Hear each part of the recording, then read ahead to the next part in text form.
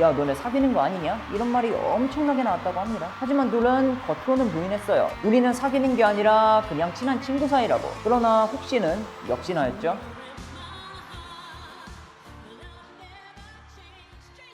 한 시대를 풍미해 옛날 뮤지션을 알아보는 시간 복구맨입니다. 영미권 가수라고 해서 꼭 영국, 미국만 말하는 게 아니잖아요. 오늘은 처음으로 호주 가수의 이야기를 좀 해보고자 하는데, 호주가 딱 얘가 우리 가수라고 어깨 뽕 넣는 뮤지션들 얘기만 해도 굴비역듯이 나오잖아요. 하지만 오늘은 딱 두 분의 이야기를 하고자 하는데, 바로 1988년 영국에서 가장 많이 팔린 가수였던 카일리 미노그,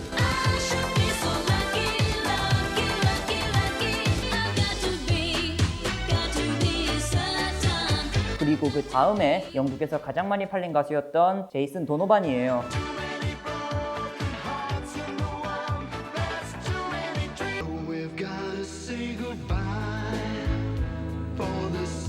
이 둘을 굳이 묶어서 하는 이유가 무엇이냐? 이 둘은 어릴 때부터 서로를 알았고 드라마에서도 서로 커플로 출연했죠. 그리고 실제로도 사귀었습니다. 함께 영국으로 건너가서 전 유럽을 폭격했는데 헤어지지만 않았다면 세계의 커플로 남을 수도 있었던 그런 조합이었어요. 실제로 둘이 함께 부른 노래는 지금까지도 명곡으로 남아서 사람들에게 회자되기도 하고요.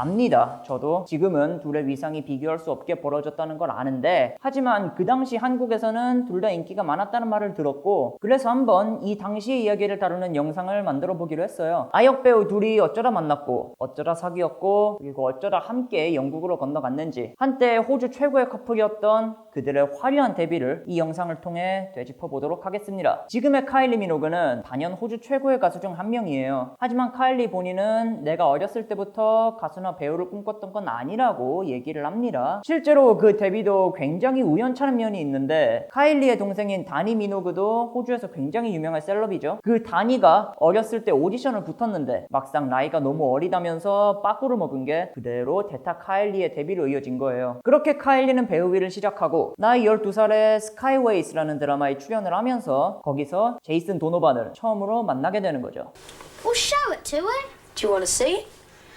Well, does he bite? Nah, not if he likes you. 거기서 서로 남매 역할을 하는데 나중에 둘이 사귀는 걸 생각하면 좀 아이러니하기도 하고, 여기서 제이슨의 이야기를 한번 해봅시다. 배우인 아버지와 뉴스캐스터인 어머니 사이에서 태어났어요. 그래서 처음부터 준비는 배우였죠. 그래서 꾸준히 드라마에 출연했지만 막상 본인도 카일리처럼 죽어도 배우를 꿈꾸지는 않았었다. 학창시절엔 한때 그래픽 디자이너도 고민했다고 그런 정보가 있더라고요. 어렸을 때 이렇게 두 사람은 이미 한번 만났고, 이게 나중에 역사의 한 장면이 될 줄 누가 알았겠습니까? 둘은 이후 또 한 번 같은 드라마에 캐스팅되게 되는데, 그 드라마의 이름은 바로 네이버스. 지금까지도 매일 방영되고 있는 호주의 일일 드라마예요. 1985년에 방송을 시작하는데 한차게 망한 뒤에 방송사를 바꿉니다. 새 단장을 위해 젊은 피를 수혈하게 되는데, 그 대표적인 두 배우가 바로 카일리 미노그와 제이슨 도노반이었던 거죠. 둘은 각각 샬린 미첼 그리고 스컷 로빈슨 역할을 맡게 돼요. Yes, I will.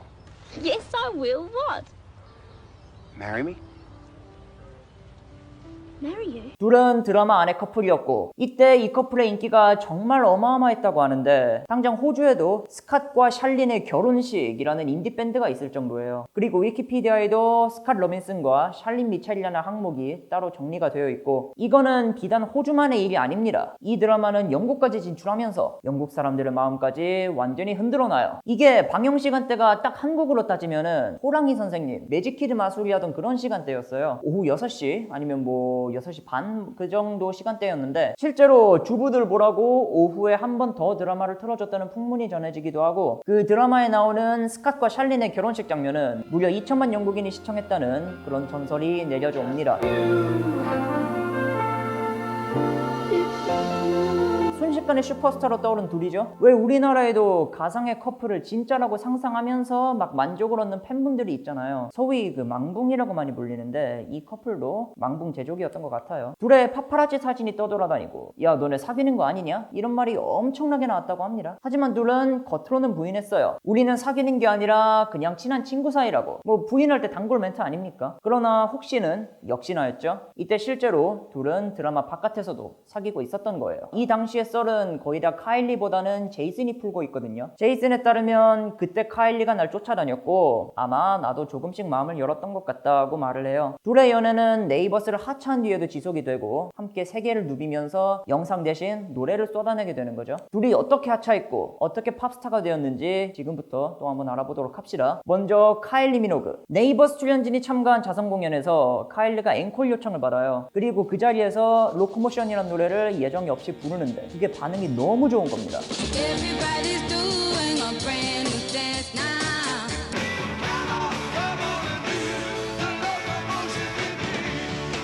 You got to bring your hips down.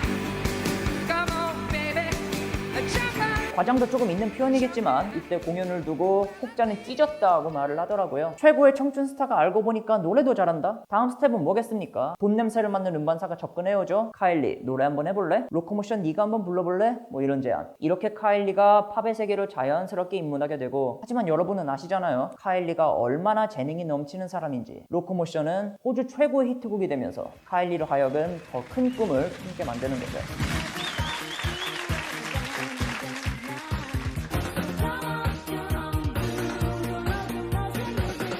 이게 당시 차트에서 7주 연속 1위를 했다고 해요. 그리고 1980년대 호주에서 가장 많이 팔린 싱글로도 기록이 되어 있다고 알고 있거든요. 카일리는 이참에 영국으로 가서 아예 유명 프로듀서의 프로듀싱을 받고자 합니다. 그 프로듀서의 이름은 바로 여러분도 짐작하다시피 스톡에이트 캔 워터맨이죠. 지금 매 편마다 개근하고 계신 프로듀서 팀인데 여기서 카일리는 네이버스가 잠깐 쉴 때 후딱 영국을 다녀올 계획을 세우는 거예요. 자, 근데 문제가 하나 있습니다. 이분들은 카일리를 잘 모른다는 거. 네이버스를 보지도 않았었고 그러니까 반응이 상당히 심드렁한 겁니다. 사실 그 호주에서 로코모션을 만들 때도 이미 호주 쪽에서 프로듀싱을 요청한 바가 있었는데 피트 워터맨이 그걸 거절했대요. 그리고 자기 회사에 또 다른 프로듀서를 보내줘서 이 카일리의 로코모션을 완성했다고 하는데 카일리가 런던에 왔는데도 이 사람들은 카일리가 온지도 모르고 있고 제 생각엔 아마 이런 모양새가 아니었을까 싶기도 해요. 아이고 스톡에이트 캔 워터맨 형님들 아니십니까? 저 호주의 갑돌인데 이번에 괴물신인 한 명 데리고 런던 갑니다. 프로듀싱 좀 잘 부탁드립니다. 이러니까 그냥 지나가듯이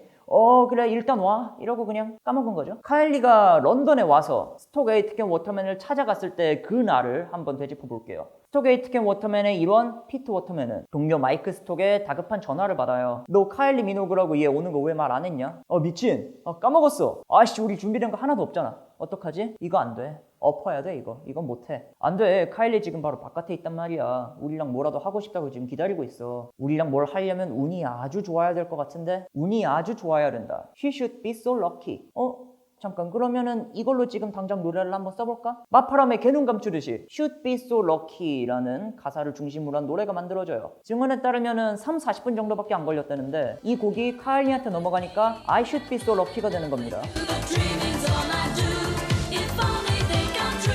Lucky, lucky, lucky. I should be so lucky. 급조한 곡이라서 그런지 카일리도 이 곡의 녹음을 마파람의 개눈 감추를 끝내버렸대요. 그리고 홀랑 호주로 떠나버리는데 근데 이게 UK 차트 5주 연속 1위를 하네? 미쳐버리는 거죠. 사람들이 후속곡이 뭐냐고 계속 묻게 되고 당황한 스톡에이트 캔 워터맨의 마이크 스톡은 호주로 가서 카일리한테 미안하다고 도계자를 하게 됩니다. 그 도계자한 자리에는 제이슨 도노반도 있었다고 하더라고요. 그리고 카일리는 마침내 호주에서 데뷔 앨범 작업에 착수. 낮에는 네이버스를 찍고 밤에는 녹음하는 완벽한 투잡을 띄웠죠. 그러면서 네이버스를 하차할 생각을 하는 겁니다. 그러니까 성공할 각이 보이니까 한번 음악에 자신의 커리어를 걸어보자는 거였어요. 카일리는 1988년 6월 네이버스의 마지막 촬영을 끝내고 I'll be with you soon, okay? I love you. You too. 1988년 7월에 자신의 데뷔 앨범 카일리를 발매합니다. 다시 다듬은 로코모션을 포함한 10개의 트랙을 들고 그리고 그 앨범의 결과는 완전히 대폭발. 카일리는 자신의 승부수를 완벽하게 성공시키는 거죠.